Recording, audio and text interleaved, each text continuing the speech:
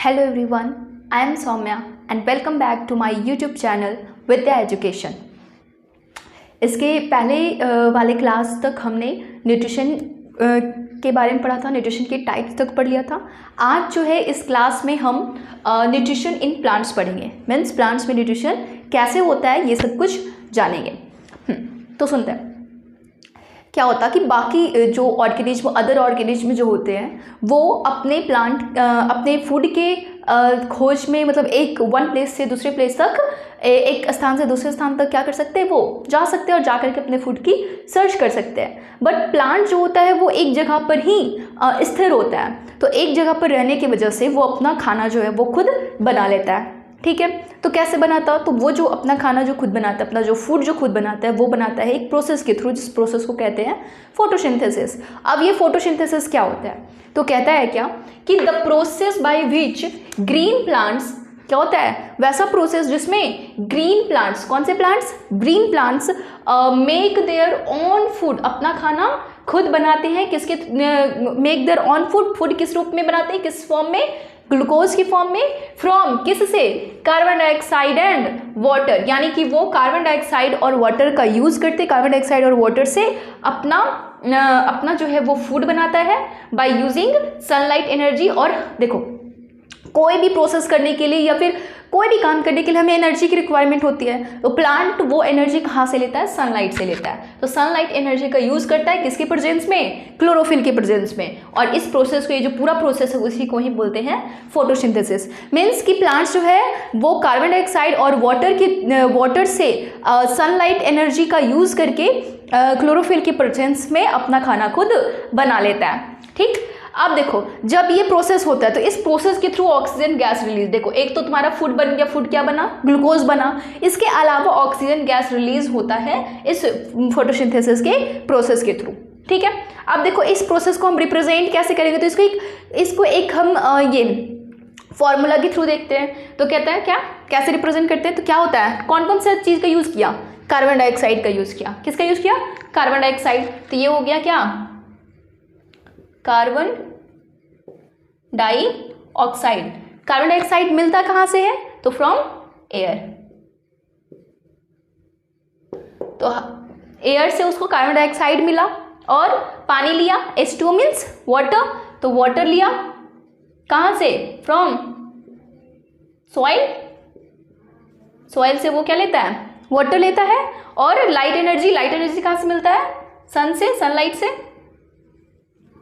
Sunlight से उसको light energy मिला और फिर वो क्लोरोफिल के प्रेजेंस में फोटोसिंथेसिस करता है और उसके थ्रू ये क्या निकलता है? ग्लूकोज। इसको क्या बोलते हैं? ग्लूकोज। ग्लूकोज निकालता है। ग्लूकोज मीन्स इसके लिए क्या है? फूड है। ग्लूकोज निकालता है और साथ में ऑक्सीजन रिलीज करता है। ठीक है, तो ये पूरा प्रोसेस होता है फोटोसिंथेसिस का। ठीक, अब देखो क्या होता है इसमें, कार्बन डाइऑक्साइड और वाटर आया। ठीक है, कार्बन डाइऑक्साइड और वाटर आया कहाँ पे? ग्रीन लीव्स में। देखो फोटोसिंथेसिस का जो प्रोसेस होता है वो ग्रीन लीव्स में होता है। किसके प्रेजेंस में? क्लोरोफिल के प्रेजेंस में। ठीक है, क्लोरोफिल क्या होता है? एक पिगमेंट होता है जो कि प्लांट सेल, लीव सेल्स के अंदर क्या बोलते हैं, क्लोरोप्लास्ट में पाया जाता है। ठीक, तो यहाँ से कार्बन डाइऑक्साइड और वाटर आया। कार्बन डाइऑक्साइड आता है कहाँ से? एयर से आता है। और ये वाटर जो है वो रूट के थ्रू आता है। तो कार्बन डाइऑक्साइड और वाटर आता सन से, सनलाइट, ये सनलाइट एनर्जी आया, सनलाइट एनर्जी आया और फिर वो क्लोरोफिल के प्रेजेंस में लीव्स के अंदर ग्लूकोज बनाता है और ऑक्सीजन बनाता है जो कि बाहर उसको निकाल देता है। ठीक, तो यहाँ ऑक्सीजन बनाया और ये जो ग्लूकोज है, देखो कुछ जो ग्लूकोज है वो चला जाता है हमारे रूट्स के अंदर, हमारे स्टेम्स, लीव्स, मतलब पूरी जगह, सब जगह ये ग्लूकोज चला जाता है जहाँ जहाँ इसकी ज़रूरत होती है। लेकिन कुछ जो ग्लूकोज है वो ज़रूरी तो नहीं कि सारा ये यूज़ हो जाएगा, तो बहुत सारे जो एक्स्ट्रा ग्लूकोज है वो कन्वर्ट हो जाते हैं स्टार्च में और वो स्टोर हो जाते हैं प्लांट के अंदर। ठीक है, एक्स्ट्रा ग्लूकोज जो है वो स्टार्च में कन्वर्ट होकर के प्लांट के अंदर स्टोर हो जाता है। ठीक, तो ये सारा प्रोसेस होता है। अब देखो फोटोसिंथेसिस जो प्रोसेस होता है वो 3 स्टेप में होता है। ठीक है। अब वो 3 स्टेप कौन कौन से हैं? तो सबसे पहले क्या होगा, absorption of sunlight energy by chlorophyll. देखो सबका जो हम बोल रहे हैं कि क्लोरोफिल के प्रेजेंस में फोटोसिंथेसिस हो रहा है, क्लोरोफिल के तो क्लोरोफिल का काम क्या होता है? तो वो क्या करता है, सनलाइट एनर्जी को एब्जॉर्ब करता है। क्लोरोफिल क्या करता है, सनलाइट एनर्जी को एब्जॉर्ब करता है। तो सबसे पहले क्या हुआ, सनलाइट एनर्जी, क्लोरोफिल जो है वो सनलाइट एनर्जी को एब्जॉर्ब कर लेता है। फिर conversion of light energy into chemical energy, और फिर लाइट एनर्जी को केमिकल एनर्जी में कन्वर्ट किया जाता है। लाइट एनर्जी जो है वो केमिकल एनर्जी में कन्वर्ट होता है, और and splitting of water into hydrogen and oxygen by light energy. और लाइट एनर्जी का यूज करके फिर वाटर को हाइड्रोजन और ऑक्सीजन में तोड़ दिया जाता है, यानी splitting of water into hydrogen और ये ऑक्सीजन में उसको तोड़ दिया जाता है। ठीक। थर्ड क्या है, reduction of carbon dioxide bye hydrogen. उसके बाद फिर इस हाइड्रोजन का यूज करके कार्बन डाइऑक्साइड का रिडक्शन किया जाता है। ठीक, हाइड्रोजन का यूज करके कार्बन डाइऑक्साइड का रिडक्शन करते हैं टू फॉर्म, और कार्बोहाइड्रेट बनाता है, जैसे ग्लूकोज। ग्लूकोज क्या होता है, कार्बोहाइड्रेट होता है। तो कार्बन डाइऑक्साइड का रिडक्शन करते हैं हाइड्रोजन का यूज करके, और वो ग्लूकोज बनाता है by utilizing the chemical energy को यूटिलाइज करके। तो सबसे पहले क्या हुआ, क्लोरोफिल जो है वो सनलाइट एनर्जी को एब्जॉर्ब किया। दूसरा क्या हुआ कि लाइट एनर्जी केमिकल एनर्जी में कन्वर्ट हुआ, और लाइट एनर्जी जो है वो वाटर, साथ ही साथ लाइट एनर्जी वाटर को हाइड्रोजन और ऑक्सीजन में तोड़ देता है। फिर ये हाइड्रोजन जो है वो जाता है कार्बन डाइऑक्साइड के पास और रिडक्शन करता है, किसके प्रेजेंस में, केमिकल एनर्जी के प्रेजेंस। केमिकल एनर्जी का यूज करके वो रिडक्शन करता है, रिडक्शन करके कार्बोहाइड्रेट बनाता है, कार्बोहाइड्रेट जैसे ग्लूकोज बनाता है। ठीक, तो ये सारा प्रोसेस होता है फोटोसिंथेसिस में। ये कुछ स्टेप्स जो होता है वो फोटोसिंथेसिस में। ठीक, अब देखो, अच्छा ठीक है, एक चीज यहाँ पर बोले रिडक्शन होता है। ठीक, रिडक्शन, तो रिडक्शन का मतलब क्या होता है? हाँ, रिडक्शन का मतलब क्या होता है? रिडक्शन का मतलब होता है हाइड्रोजन का जुड़ना।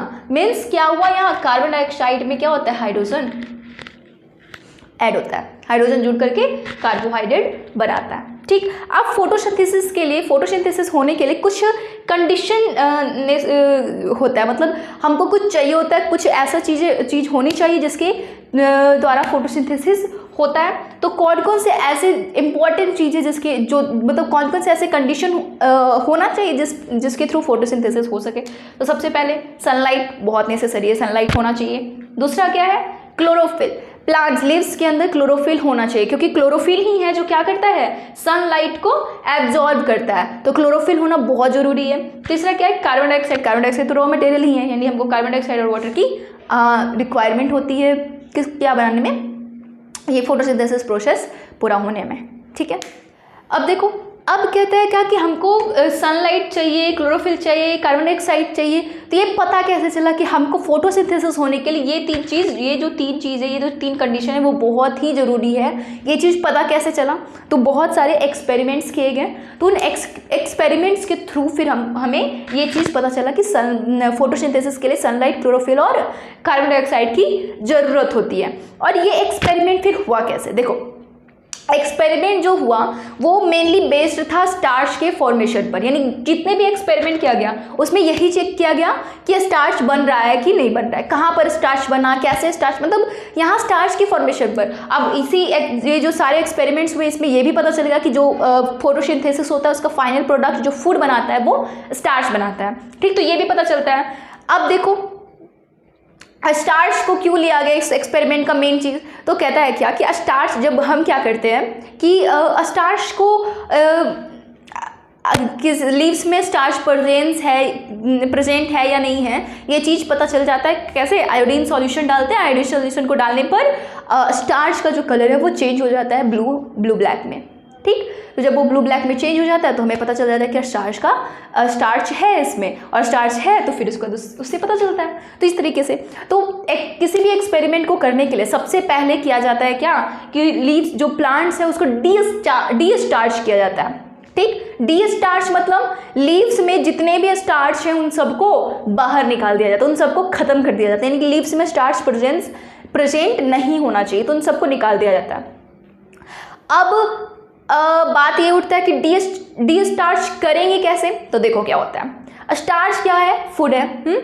तो हम एक काम कर सकते हैं क्या कि फूड का बनना ही हम रोक देते हैं। ठीक, अब फूड का बनना, अगर फूड का बनना रोक दे तो उसमें जितना भी स्टार्च क्या होता है, स्टोर्ड फूड होता है ना, तो जितना भी स्टोर्ड फूड है यानी स्टार्च है वो सारा कंज्यूम हो जाएगा। कंज्यूम होने के बाद वो लीव्स, वो जो प्लांट है वो डिस्टार्च हो जाएगा। तो इसके लिए क्या करेंगे, पॉटेड प्लांट को फुल्ली डार्क प्लेस में रख देंगे। और फुल्ली डार्क प्लेस में रखने से सनलाइट वहाँ पे पड़ा नहीं, सनलाइट पड़ेगा नहीं तो फिर उसके बाद फोटोसिंथेसिस होगा नहीं, फोटोसिंथेसिस होगा नहीं तो स्टार्च बनेगा नहीं, स्टार्च बनेगा नहीं तो जो उसके अंदर जितना भी स्टार्च है वो फिर उसके बाद वो कंज्यूम, वही स्टार्च कंज्यूम होगा। तो लगभग हम 3 to 4 डेज तक पॉटेड प्लांट को एक डार्क, फुल्ली डार्क प्लेस में रख देंगे। ठीक है, तो उसके बाद वो डिस्चार्ज हो जाएगा। उसके बाद डिस्चार्ज होने के बाद हम फिर एक्सपेरिमेंट आगे करेंगे। ठीक, तो अब इसके आगे देखते हैं कि कौन कौन से एक्सपेरिमेंट किए गए। सबसे पहले देखते हैं क्या कौन सा एक्सपेरिमेंट है। Experiment to show that sunlight is necessary for photosynthesis, means photosynthesis के लिए सनलाइट नेसेसरी होता है। इसके लिए एक्सपेरिमेंट, कौन से एक्सपेरिमेंट है जिसके थ्रू हमें ये पता चलेगा कि सनलाइट जो है ज़रूरी होता है फोटोसिंथेसिस के लिए। तो देखो, सबसे पहले क्या करेंगे, हम एक पॉटेड प्लांट लेंगे। ठीक है, एक पॉटेड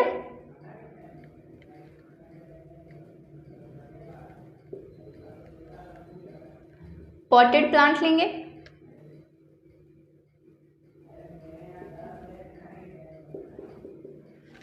ठीक है, पॉटेड प्लांट लेंगे और उसको सबसे पहले डिस्टार्च करेंगे। एक्सपेरिमेंट करने के पहले इस पॉटेड प्लांट को सबसे पहले डिस्टार्च करेंगे। ठीक है, डिस्टार्च करने के बाद इसमें से सारा जो डिस्टार्च कैसे किया जाता है अभी मैंने बताया था कैसे करते हैं। तो इस पॉटेड प्लांट को 3 से 4 दिन के लिए कंप्लीटली डार्क प्लेस में इसको रख देंगे। अब कंप्लीटली डार्क प्लेस में रखने से जितना इसके अंदर जितना भी स्टार्च था वो सारा स्टार्च कंज्यूम हो जाएगा और फिर स्टार्च खत्म हो जाएगा। इस तरीके से हम इसको डिस्टार्च कर देंगे। उसके बाद इस पॉटेड प्लांट को लेंगे, इसके एक लीफ में देखो क्या करना है, इसके एक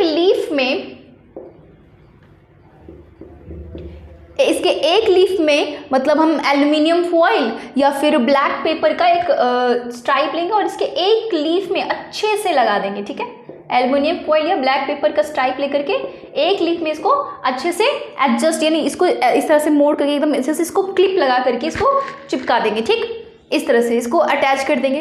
अब फिर उसके बाद जब एक लीफ मतलब उस तरीके से इसको एल्युमिनियम फॉइल या ब्लैक पेपर दोनों साइड से इसको लगा देंगे और लगाने के बाद इसको हम करेंगे 3 से 4 दिन के लिए, फिर इसको हम सनलाइट में रखेंगे। ठीक है, इसको 3 से 4 दिन तक इसको सनलाइट में रखेंगे। फिर सनलाइट में रखने के बाद जिस पत्ती पर हमने एल्युमिनियम फॉइल लगाया था उस पत्ती को हम तोड़ देंगे, प्लग करेंगे और प्लग करने के बाद इसको हम लेंगे और लेकर के इसका जो एल्युमिनियम फॉइल है उसको हम हटा देंगे। ठीक, इसका जो एल्युमिनियम फॉइल है उसको हम रिमूव कर देंगे, यहाँ से हटा देंगे। और हटाने के बाद अब देखो एल्युमिनियम फॉइल यहाँ पर क्यों लगाया गया, क्यों लगाया एल्युमिनियम फॉइल।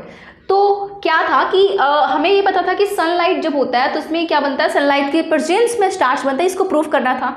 तो हम क्या करेंगे, एक जगह पे एल्युमिनियम फॉइल या ब्लैक पेपर लगा देने से इस पार्ट में सनलाइट नहीं जाएगा और इसके ये वाले पार्ट और ये वाले पार्ट में सनलाइट जाएगा। तो यहाँ और यहाँ स्टार्च बनना चाहिए और यहाँ पर स्टार्च नहीं बनना चाहिए, इस चीज़ को हमको दिखाना है। ठीक, तो अब यहाँ से अब जो एल्युमिनियम फॉइल जो हमने लगाया था उस एल्युमिनियम फॉइल को यहाँ से रिमूव कर लिए। रिमूव करने के बाद अब इसको हम गर्म पानी के अंदर क्या करेंगे, गर्म पानी के अंदर इसको डाल देंगे, एकदम खौलता हुआ गर्म पानी के अंदर डाल देंगे, बॉइल्ड वाटर के अंदर।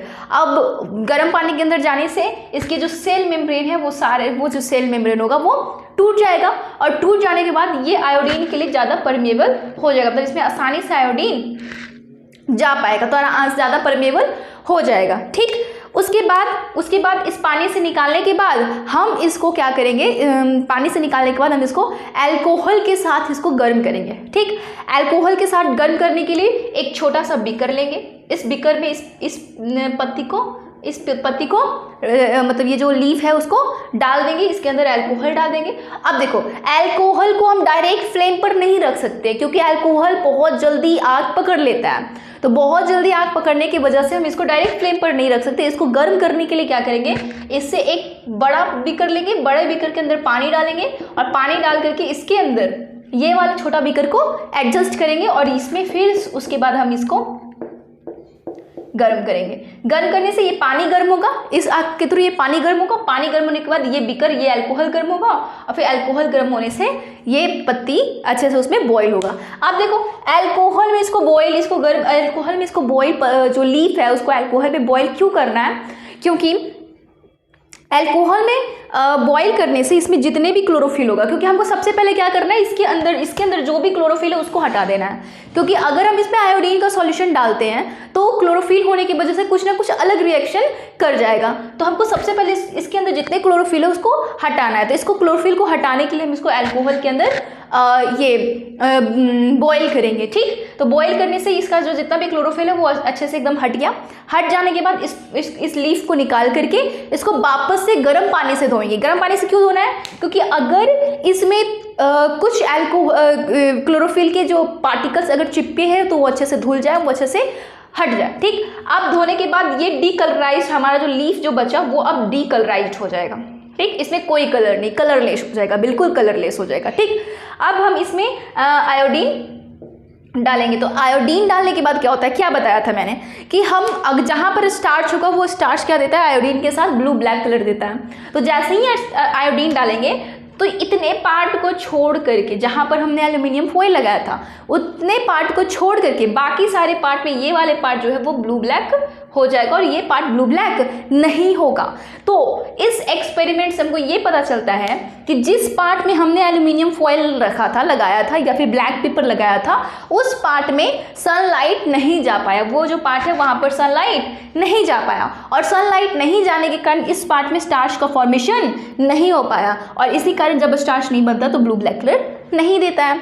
ठीक, तो इस एक्सपेरिमेंट से, ये जो पूरा एक्सपेरिमेंट, इस पूरे एक्सपेरिमेंट से हमें यही बात पता चलता है कि फोटोसिंथेसिस के लिए हमें सनलाइट की रिक्वायरमेंट होती है। सनलाइट होगा तभी फोटोसिंथेसिस हो पाएगा। तो इस एक्सपेरिमेंट से ये सारा चीज़ पता चल जाता है। अब देखते हैं क्या कि अब एक्सपेरिमेंट देखते हैं जिससे हमको पता चले क्लोरोफिल फोटोसिंथेसिस के लिए ज़रूरी होता है। तो क्लोरोफिल फोटोसिंथेसिस के लिए ज़रूरी होता है, इसका हम देखते हैं कि किस एक्सपेरिमेंट से पता चलेगा।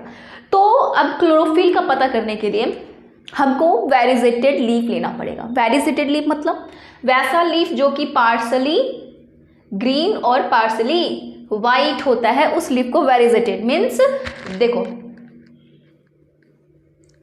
ये वाला पार्ट इसका ग्रीन है और ये वाला पार्ट इसका वाइट है। ये जो पार्ट है वो है क्या, ग्रीन है और ये पार्ट वाइट है। तो जो वैसा लीफ, वैसा प्लांट जो जिसमें लीफ जो होता है वो पार्सली ग्रीन और पार्सली वाइट होता है, उसको वेरिजेटेड प्लांट या वेरिजेटेड, इस लीफ को क्या बोलते हैं, वेरिजेटेड लीफ बोलते हैं। तो हम इसमें लेंगे। अब ऐसा क्यों होता है इसमें, तो जो पार्ट ग्रीन होता है वहाँ पर क्लोरोफिल होता है और जो पार्ट ग्रीन नहीं, यानी कि जो पार्ट वाइट है वहाँ पर क्लोरोफिल नहीं होगा। ठीक, तो इसमें वही काम करेंगे। सबसे पहले इसको डिस्टार्च किया जाएगा। तो पॉटेड प्लांट को हम क्या करेंगे, 3 से 4 दिन के लिए कंप्लीटली डार्क रूम में, डार्क प्लेस पर इसको रख देंगे, जिससे ये डिस्टार्च हो जाएगा।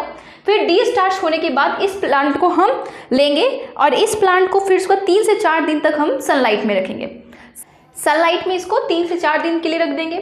3 से 4 दिन तक सनलाइट में रखने के बाद अब ये जो पत्ती है, ये जो लीफ है, इस लीफ को प्लग करके क्या करेंगे, इसको फिर वही डीकलराइज करेंगे। इसमें से सारा जो क्लोरोफिल है वो सारे क्लोरोफिल को इसमें से रिमूव करवाएंगे। तो गर्म पानी, वैसे ही जो काम किए थे हमने उसमें क्या किया था कि बड़ा बीकर लिया, उसमें पानी लिया, पानी में फिर उसका एक छोटा बीकर लिया, उसमें इस लीफ को रख दिया। ठीक है, इस लीफ को रख दिया और इसमें हमने अल्कोहल डाला। अल्कोहल को उसके बाद उसको हम गर्म करते हैं फ्लेम पर। ठीक, इस तरह से हम इस लीफ को डीकलराइज्ड करेंगे और फिर डीकलराइज्ड करने के बाद इसको फिर गर्म पानी से, इसको फिर से जो लीफ जो है उसको फिर हॉट वाटर से धो देंगे, इसको अच्छे से वॉश कर देंगे। हॉट वाटर से वॉश करने से क्या होगा, ये लीफ जो है वो फिर अच्छे से सॉफ्ट हो जाएगा और इसमें जितने भी क्लोरोफिल और स्टिक रह गए, मतलब चिपके हुए रह गए, उन सारे क्लोरोफिल इसमें से निकल जाएंगे। ठीक, उसके बाद फिर हम इसमें आयोडीन सॉल्यूशन डालेंगे। जब हम इसमें आयोडीन का सॉल्यूशन डालते हैं तो फिर हमें क्या पता चलता है कि जो पार्ट ग्रीन है वो पार्ट में तो ब्लू ब्लैक कलर देता है। ठीक, जो पार्ट ग्रीन है उस पार्ट में ब्लू ब्लैक कलर देता है, लेकिन जो पार्ट ग्रीन नहीं है मीन्स वाइट है, उस पार्ट में ब्लू ब्लैक कलर नहीं देता है। तो जिससे पता चलता है कि जो पार्ट ग्रीन है मीन्स यहाँ पर क्या था, ग्रीन पार्ट है, मतलब यहाँ पर क्लोरोफिल है। तो क्लोरोफिल वाले पार्ट में क्लोरोफिल में ही क्या होता है, ब्लू ब्लैक कलर, यानी जहाँ पर क्लोरोफिल है वहीं पर हमें स्टार्च का फॉर्मेशन होगा, क्योंकि क्लोरोफिल का काम क्या होता है, सनलाइट को ट्रैप करना। तो यहाँ पे सनलाइट ट्रैप हो रहा है, यहाँ पे सनलाइट ट्रैप होगा तो यहीं पर स्टार्च बनेगा ना। तो ये होता है हमारा क्लोरोफिल वाली जगह। तो इससे, इस एक्सपेरिमेंट से पता चलता है कि क्लोरोफिल भी बहुत ज़रूरी होता है प्लांट के लिए। ठीक, फोटोसिंथेसिस होने के लिए। तो अब देखते हैं कार्बन डाइऑक्साइड कैसे ज़रूरी है फोटोसिंथेसिस के लिए। तो इसका एक्सपेरिमेंट देखते हैं। तो इसमें क्या करेंगे, हम पॉटेड प्लांट लेंगे, वैसा पॉटेड प्लांट जिसकी लीफ जो होगी वो लॉन्ग और सिलेंड्रिकल होगा, मतलब वो इसकी लीफ जो होना चाहिए थोड़ी सी लॉन्ग और सिलेंड्रिकल होनी चाहिए। तो वो वाला पॉटेड प्लांट लेंगे। उसके बाद इसमें भी क्या करेंगे, उस पॉटेड प्लांट को सबसे पहले हम डिस्टार्च करेंगे। डिस्टार्च करने के लिए इसको फिर 3 से 4 दिन के लिए कंप्लीटली डार्क प्लेस में रख देंगे, ये डिस्टार्च हो जाएगा अच्छे से। ठीक, उसके बाद हम क्या करेंगे, एक बॉटल लेंगे जिसका जो ये वाला जो ओपन एरिया जो है वो थोड़ा सा ब्रॉड होना चाहिए, ये वाला इसका जो माउथ वाला एरिया है वो थोड़ा ब्रॉड होना चाहिए। तो एक बॉटल लेंगे, बॉटल के अंदर हम KOH सॉल्यूशन लेंगे। अब देखो KOH का क्या काम है कि इस बॉटल के अंदर जितने जो भी एयर है उस एयर में से जो कार्बन डाइऑक्साइड है उस कार्बन डाइऑक्साइड को ये एब्जॉर्ब कर लेगा। तो हम इसमें KOH सॉल्यूशन डालेंगे जिससे इसके अंदर जो कार्बन डाइऑक्साइड है उसको एब्जॉर्ब कर लेगा। उसके बाद हम इसमें कॉर्क लगा देंगे। कॉर्क लगाने से इसमें अब एयर, बाहर का एयर जो है वो अंदर नहीं जा पाएगा। ठीक है, बाहर के एयर अंदर नहीं जा पाएगा। और इस लीफ को इसमें थोड़ा सा ऐसा बना करके इस लीफ को हम इस तरीके से इसमें एडजस्ट कर देंगे। ठीक है, अब ऐसे करने से क्या होगा कि जो इस लीफ का जो पार्ट एयर में एक्सपोज है, इस लीफ का जो पार्ट एयर में एक्सपोज है, यहाँ पर तो फोटोसिंथेसिस हो जाएगा, क्योंकि यहाँ पर फोटोसिंथेसिस होगा क्योंकि ये इस पार्ट को कार्बन डाइऑक्साइड मिल रहा है, और ये वाला जो पार्ट जिसके अंदर है ये वाले पार्ट में कार्बन डाइऑक्साइड नहीं मिल रहा होगा, तो यहाँ पे फोटोसिंथेसिस नहीं होगा। ठीक, अब ये चीज़ कैसे पता चलेगा, जब हमने ऐसा करके छोड़ दिया 3 से 4 दिन के लिए। ठीक, उसके बाद हम इस लीफ को प्लांट से तोड़ लेंगे और तोड़ने के बाद हम फिर इसको डीकलराइज्ड करेंगे। डीकलराइज्ड करने के लिए वही वाला जो बताया था कि उसको आयोडीन सॉल्यूशन अल्कोहल के साथ उसको बॉईल करेंगे। बॉईल करने के बाद डीकलराइज हो गए। यहाँ पर जब हम आयोडीन सॉल्यूशन डालेंगे तो आयोडीन सॉल्यूशन डालने पर क्या पता चलता है कि इसका जो पार्ट एक्सपोज था वो पार्ट तो ब्लू ब्लैक हो गया, और जो पार्ट एक्सपोज नहीं है उस पार्ट में ब्लू ब्लैक कलर नहीं आया। मीन्स इस एक्सपेरिमेंट से ये पता चलता है कि फोटोसिंथेसिस होने के लिए हमें कार्बन डाइऑक्साइड की भी ज़रूरत होती है। कार्बन डाइऑक्साइड होना बहुत ज़रूरी है फोटोसिंथेसिस होने के लिए। अब देखते हैं अब क्या है कि फोटोसिंथेसिस के लिए हमें 2 रॉ मटेरियल की जरूरत होता है। एक तो हमको कार्बन डाइऑक्साइड चाहिए और दूसरा वाटर चाहिए। ठीक, ये चीज़ हमको पता चला कि ये 2 रॉ मटेरियल्स होते हैं फोटोसिंथेसिस के लिए। अब कार्बन डाइऑक्साइड और वाटर वो प्लांट को कैसे मिलता है, तो ये चीज़ देखेंगे। तो क्या होता है कि कार्बन डाइऑक्साइड प्लांट को कैसे मिलता है, तो देखो प्लांट की जो लीफ होती है ना, प्लांट की जो लीफ होती है उस लीफ में बहुत सारे छोटे छोटे पोर्स होते हैं। उस पोर को बोलते हैं अस्टोमेटा। तो ये बहुत सारे छोटे छोटे पोर्स होते हैं। तो देखो इस तरह का होता है पोर्स।